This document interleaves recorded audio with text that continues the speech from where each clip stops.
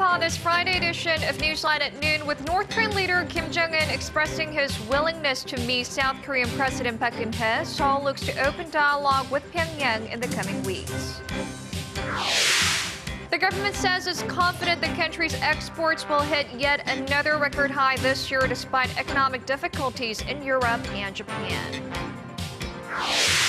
Plus, Chinese President Xi Jinping orders an immediate probe into the stampede in Shanghai that claimed 36 lives. These stories and more on Newsline at noon.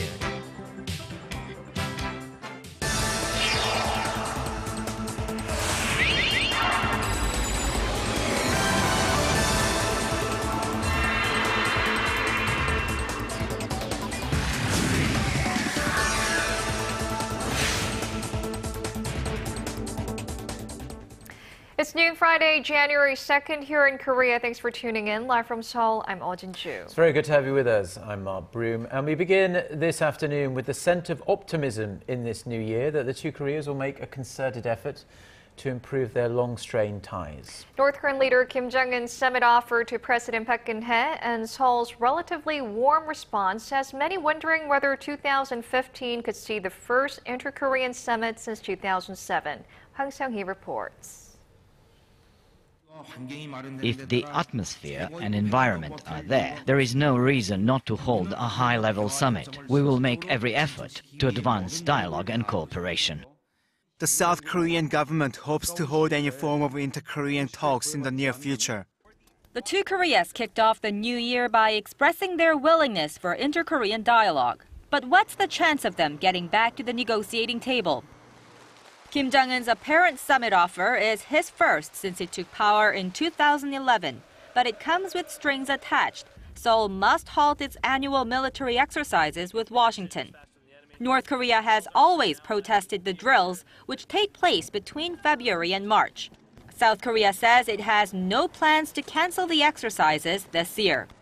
Kim also stressed Pyongyang will not give up its nuclear program, pledging to stick to the so-called Pyongjin policy, or the dual development of nuclear arms and the economy. Still, analysts say the North Korean leader has shown a strong determination to talk with the South, and they expect the regime to propose various forms of dialogue. This as Kim seeks to end Pyongyang's diplomatic isolation by reaching a breakthrough with Seoul. President Park will also want to make some progress with the North in her third year in office. But analysts say South Korea must first test North Korea's sincerity before jumping back into talks. Hwang Seong-hee, Arirang News. Now, there's skepticism in the United States as well over North Korea's summit offer, while the U.S. government has reiterated its support for better relations between the two Koreas. Experts there are warning policymakers in Seoul and Washington to take Kim's words with a pinch of salt. Shin Myung-gil has more.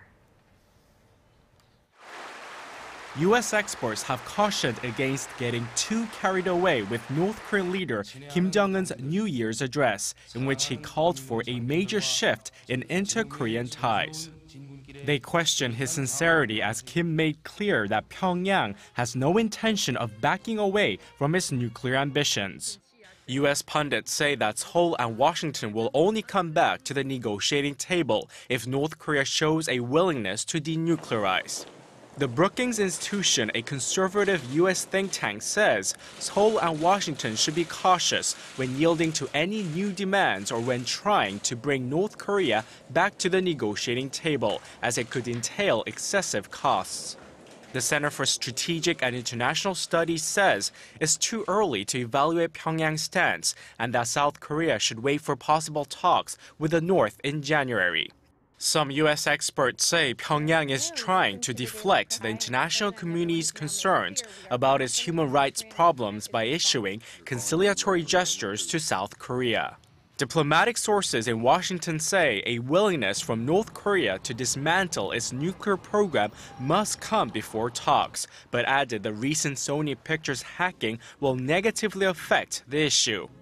Kim Jong-un, Arirang News. President Park Geun-hye is scheduled to hold a New Year's greeting ceremony later this afternoon, and attention is being drawn to whether she might give some kind of response to North Korea's willingness to hold an inter-Korean summit. This as President Park had expressed her determination to improve Seoul's relations with the North during her New Year's address by pledging to lay out specific measures for reunification. Some 200 figures from the legislative, administrative, and judicial sectors, including the Prime Minister, the National Assembly Speaker, the Constitutional Court Chief Justice, and senior lawmakers from rival parties will attend today's meeting. The president is also expected to call for support for her 3-year economic innovation plan and other key policy initiatives for the new year.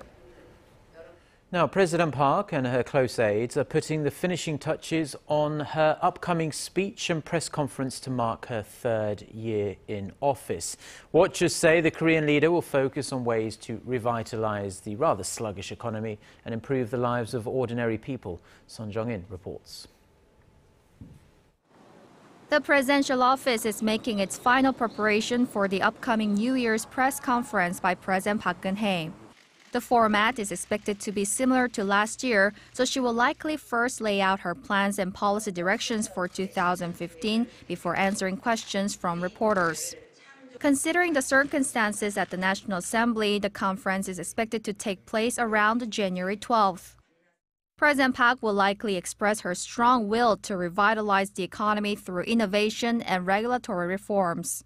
She is also forecast to focus on the current status of reform in sectors related to labor, finance, pensions, and public institutions. 깨끗하고 안전하고 신뢰할 수 있는 사회로 나아가기 위해 오랫동안 쌓여온 적폐를 해소하는 일도 흔들림 없이 추진할 것입니다. With this year marking the 70th anniversary of the nation's independence from Japan's colonial rule, she will also address peace on the Korean peninsula by trying to speed up the process of reunification and normalizing inter-Korean relations. In regards to the recent allegations that one of her former aides meddled in state affairs, some pundits say she will put the accusations aside since she already said they were unfounded rumors. Others, however, say the president may use the opportunity to demonstrate her will to shake up her inner circle of aides. Son Jung-in, Arirang News.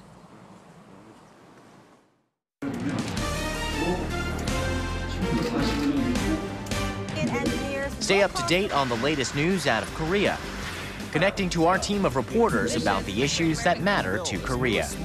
On air, on your mobile, online. Find out more about Korea on NEWSLINE at Noon with Mark Broome and Eoh Jin-joo. I'm Eoh Jin-joo. Market researcher, strategy analytics said Thursday that LG Electronics brought in about 11. Despite the global economic slowdown last year, Korea sealed the so-called Triple Crown in trade in 2014. Korea topped the $1 trillion mark in trade volume for the 4th consecutive year and set records both in terms of total exports and trade surplus. Kim Jong-un has the details. 2014 was a golden year for Korean trade, with new records being set in exports, trade volume, and trade surplus. Overall exports came to nearly $580 billion, up 2.4% from a year ago. Imports rose 2% to about $530 billion. Trade volume reached a record high and topped the $1 trillion mark for the 4th straight year. The trade surplus rose to a new record of nearly $50 billion.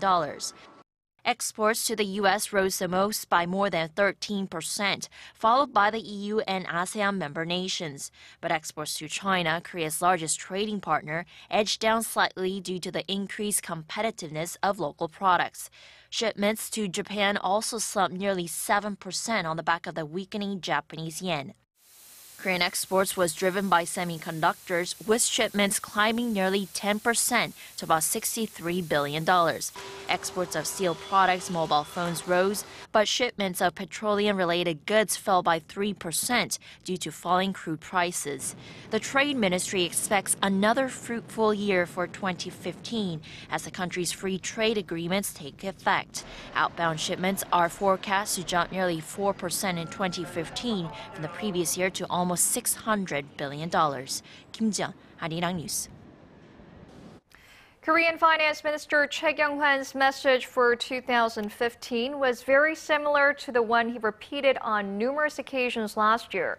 He says the Korean economy is in dire need of structural reforms, and without them, he warned of potentially disastrous consequences. Hwang Ji-hye reports.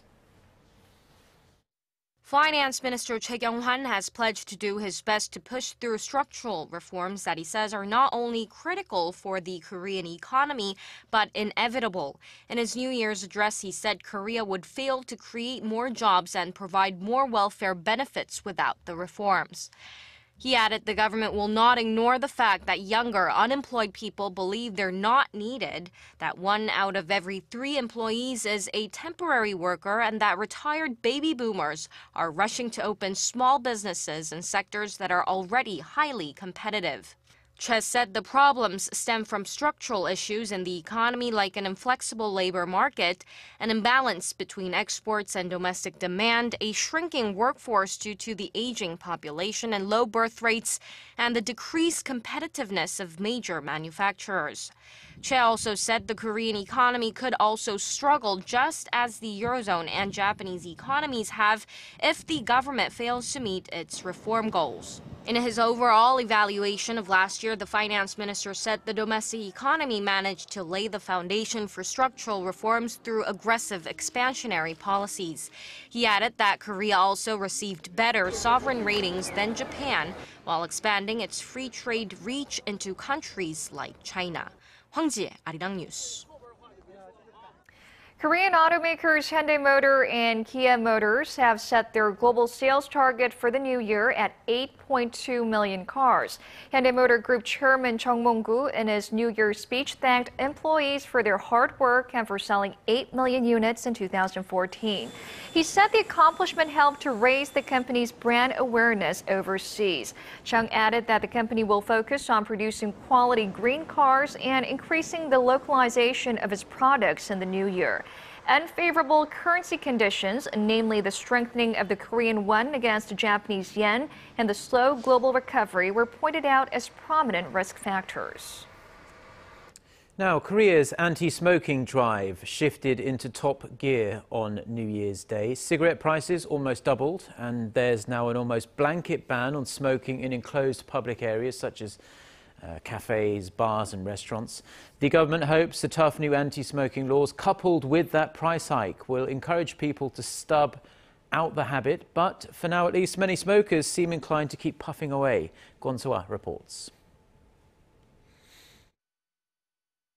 Where there was once a variety of cigarette brands of different styles and flavors, the shelves at many convenience stores stand stripped bare. This as smokers were busy grabbing as many cigarette packs as they could before the price nearly doubled on New Year's Day. This scramble shows that most smokers in Korea are not planning on kicking the habit, as it is the government's plan. While some question whether the newly inflated prices will have a long-term effect on habitual smokers, many researchers believe the policy will encourage people to stub out smoking. General scientific evidence shows that for every 10% price hike, the smoking rate drops by around 4%. And since the government has followed through with other anti-smoking policies as well, I expect the number of smokers to decrease. Those other policies are to do with where smokers can light up. Smoking is now banned in all restaurants, cafes, and bars regardless of their size. In cafes, chairs and tables have disappeared from smoking areas, meaning customers will be allowed to smoke in a designated zone, but they will not be allowed to eat or drink while doing so. Smokers say, I pay my taxes and the high cigarette prices. This is too much. Some just leave without buying a coffee. Even though they do not contain tobacco and are usually odorless, electronic cigarettes are also subject to the ban. Although the new rules came into effect on January 1st, there will be a grace period of 3 months, giving smokers and businesses time to adapt. For smokers, they'll be left with a simple choice: put up with the strict new rules or stop once and for all. Geun-hye, Arirang News. Now, authorities in China have launched an investigation into Chinese IP addresses that were believed to be the source of the recent hacking of nuclear reactors here in South Korea. This comes after the Korean government asked relevant agencies in China to help identify the possible culprits behind the attack, which is believed to have originated in the northeastern Chinese city of Shenyang. North Korean hackers are pretty much known to operate in that city. That said, there's still not really clear who was behind the hack that leaked the designs of 2 reactors as well as the personal data of employees at Korea's state-run nuclear power agency. Korean officials may be dispatched to Shenyang if China confirms the hack attack was launched from that city. Last month, a hacker self-identified as the president of an anti-nuclear activist group had threatened to destroy reactors if they were not shut down. The party was in full swing, but what was meant to be a celebration of the New Year in Shanghai quickly turned into the stuff of nightmares on the city's waterfront as nearly 40 people were trampled to death in a stampede. China's president has ordered an investigation into the tragedy. Kim Jong-un reports. Chinese President Xi Jinping has ordered a probe into a stampede that killed dozens in Shanghai on New Year's Eve. The incident happened about 25 minutes before midnight in the city's Bund district, where thousands of people had gathered to count down to the new year. At least 36 people, many of them students, were killed and dozens more were injured. President Xi has called for all-out efforts to attend to those affected while ordering local governments around the country to make sure such accidents do not happen again. The investigation will likely focus on whether there were enough police officers to control the huge crowds. Chinese media reports that nearly 300,000 turned up in Shanghai for celebrations last year. The injured, many of which have been hospitalized, recalled the accident. I was hanging around the Bund district when it happened. I remember standing on a step and then passing out all of a sudden. When I woke up, I was lying on the ground. There was a woman next to me who had been helping me all the way. She told me not to fall down. I guess I would have died if I had fallen down. Shanghai police denied social media reports that the stampede was triggered by people trying to pick up fake cash dropped from the balcony of a nearby nightclub. Police say the bills were thrown after the stampede took place. Kim Jong-un, Arirang News. A funeral has been held for the first person to be identified from the AirAsia flight that crashed into the Java Sea last week. The body of the 49-year-old Hayati Lutifa Hamid was handed over to her family on Thursday at a ceremony attended by families and friends in the Indonesian city of Surabaya. Now, 9 bodies have been recovered so far, but bad weather continues to hamper the search for the victims and also the plane's black box, which will hopefully tell everyone what happened to the plane, because it's all speculation at the moment. The jet went down, this is what we know, with 162 people on board, but it never issued a distress call. Now, Reuters reports that some investigators believe the plane may have stalled as the pilot climbed too steeply while trying to avoid a storm.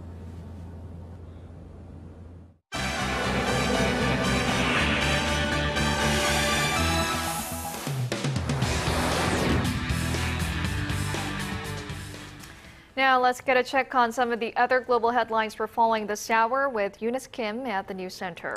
Eunice reports today that 2014 was the deadliest year in the 4-year-long civil war in Syria.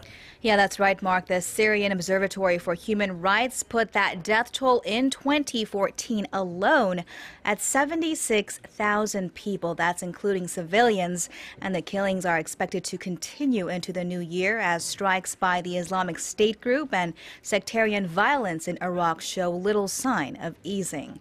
Connie Kim has this story. 2014 was the deadliest year in the 4-year-long Syrian civil war. The UK-based Syrian Observatory for Human Rights says more than 76,000 people were killed in the nation last year. And more than 17,000 of that total were civilians, including 3,500 children. The civil war, which started as an uprising against Syrian President Bashar al-Assad, has now become a multi-front conflict, one that opened the door for the rise of the Islamic State militant group. The loss of life, however, isn't expected to decline anytime soon. 17 U.S.-led airstrikes were carried out on Thursday on IS-controlled buildings in the Syrian cities of Raqqa and Kobani. And marking the new year, Syrian President Assad made a rare visit to the front lines of the war in Jobar, east of Damascus. He visited government troops there to encourage them in their fight. Jobar is a former rebel stronghold, and the Syrian government has been trying to oust insurgents from the city in recent months. More than 200,000 people have been injured or killed since the Syrian conflict broke out in March 2011, and nearly half of the nation's population has been displaced. 3.2 million people have fled to the neighboring countries seeking asylum. Connie Kim, Arirang News. Yesterday marked the World Day of Peace in the Roman Catholic Church, and on the occasion, Pope Francis pled for peace, as he also called on people of all faiths and cultures to bring human trafficking to an end. In his first Mass of the year at St. Peter's Basilica, the pontiff said everyone has a God-given right to be free and a calling to fight modern-day slavery. Nearly 36 million people are estimated to be living in some form of bondage today, including those in forced labor and in brothels, according to an index released by an Australia-based human rights group.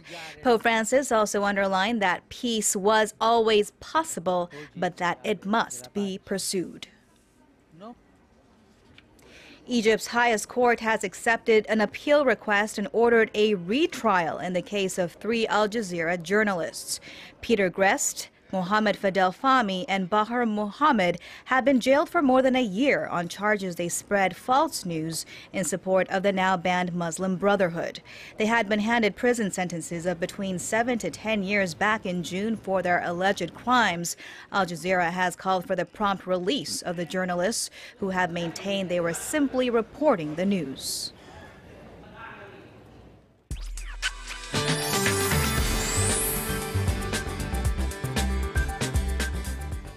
Good afternoon and happy Friday, everyone. I'm Michelle Park here with the latest weather forecast.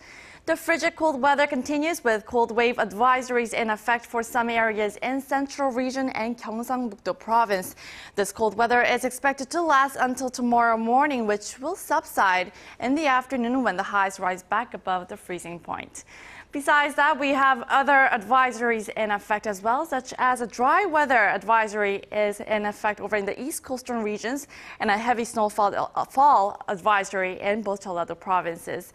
And we are expecting up to 8 centimeters of snow in the provinces of Chungcheongnam-do and Jeollabuk-do, while 1 to 5 centimeters is expected to fall over in the surrounding areas. And taking a look at our readings for today, Seoul will peak up to -1 this afternoon. Meanwhile, the southern cities such as Gwangju and Busan will be higher at 4 and 5 degrees respectively. And to other regions, Jeju Island gets up to 8 degrees, while Dokdo hits down to -1, while Mount Geungang is going to be much colder at -6 degrees. Well, that's all for now, Michelle Park, and here's a look at the weather conditions around the world.